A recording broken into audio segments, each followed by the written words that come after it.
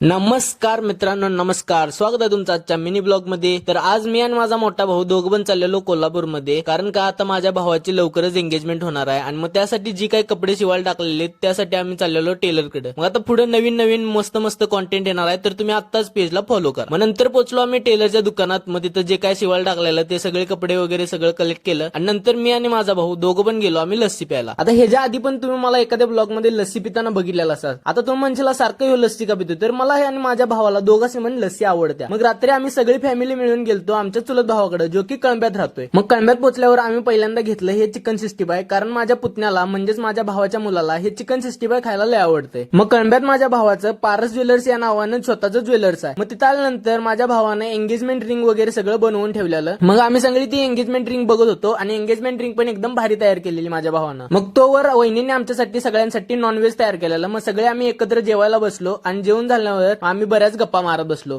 तर आजचा ब्लॉग इथेच एंड करतो. भेटूया पुढल्या ब्लॉग मध्ये.